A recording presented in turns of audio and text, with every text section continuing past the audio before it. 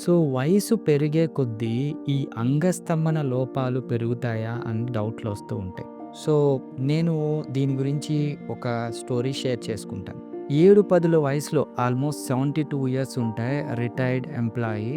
అప్పటి వరకు హ్యాపీగా సెక్షువల్ యాక్ట్ ఉండి, చిన్నగా ఒక 5, 6 ఏళ్ల నుంచి తగ్గిపోతూ ఇప్పుడు సెక్షువల్ యాక్ట్ చేయడానికి కూడా ఇబ్బందికరంగా ఉండే ఒక పెద్దాయన వచ్చి నన్ను కలిసి, "సార్ మీరేమో చిన్న పిల్లోడిగా ఉన్నారు.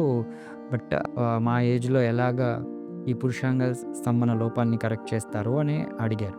సో, ఆయన్ని ఎగ్జామిన్ చేస్తే సింపుల్‌గా డయాబెటిస్‌లో ఉన్నారు. అది కంట్రోల్‌లోనే ఉంది. ఒకసారి స్టంట్ వేసుకున్నారు. సింపుల్ డ్రగ్స్ వాడుతున్నారు. అంటే లైక్ రక్తం పలచబడ్డానికి ఆస్పిరిన్ ఇట్లాంటి కైండ్ ఆఫ్ మెడికేషన్స్ వాడుతున్నారు.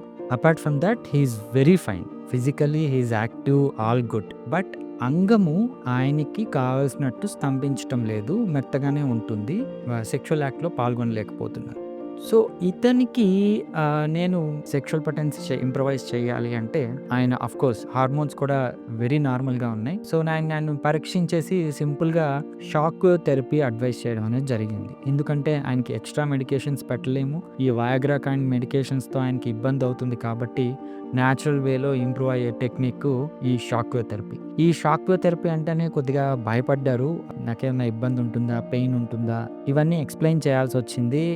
లైక్ అది ఫస్ట్ టైమ్ రావటం కాబట్టి, ఆయన మొహమాటంతో వచ్చాడు కాబట్టి ఆయనకి ఎక్స్‌ప్లెయిన్ చేయడం అనేది జరిగింది. సో, ఈయనకి ఎప్పుడైతే ఈ షాక్ థెరపీ ఇంప్లై చేయడం అనేది జరిగిందో, ఆయనకి ఎరెక్షన్స్ ఇంప్రూవ్ అయ్యాయి. సో, సెక్షువల్ యాక్ట్ వరకు వెళ్ళగలుగుతున్నాడు. ఆయన హ్యాపీ లైఫ్‌ని లీడ్ చేస్తున్నారు. సో, నేనిక్కడ చెప్పేదేంటి అంటే, వయసుకి సెక్షువల్ యాక్ట్‌కి సంబంధం లేదు. వయసు is simply number for a sexual act. Age పెరిగే కొద్దీ అంగస్తంభన లోపాలు రావు.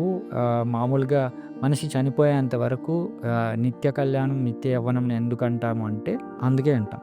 సో, ఈ వయసుకి సెక్షువల్ యాక్ట్‌కి సంబంధం లేదు. అతనికి ఎరెక్టైల్ డిస్‌ఫంక్షన్ ఉండింది. దాన్ని కరెక్ట్ చేశాం. So, he is very active right now. So, even హార్ట్‌కి సంబంధించిన ఇష్యూలున్నా, ఈవెన్ పేస్ మేకర్ ఉన్న వాళ్ళు కూడా ఈ షాక్ వేవ్ థెరపీని పెట్టుకోవచ్చు అండ్ వాళ్ళ ఎరెక్టైల్ డిస్‌ఫంక్షన్‌ని కరెక్ట్ చేసుకోవచ్చు.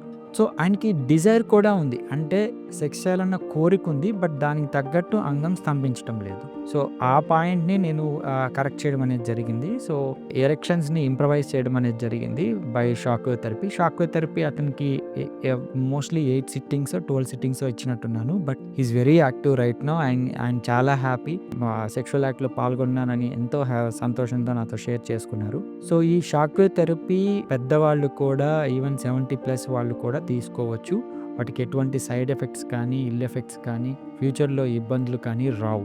అండ్ ఆబ్వియస్లీ ఏదన్నా హార్మోనల్ లోపాల్స్ ఉంటే అవి కరెక్ట్ చేయాల్సొస్తుంది. బట్ అతనికి అది కూడా లేదు. సింప్లీ బ్లడ్ సప్లైని పెంచడం ద్వారా ఎరెక్షన్స్ ఇంప్రూవ్ అయ్యాయి.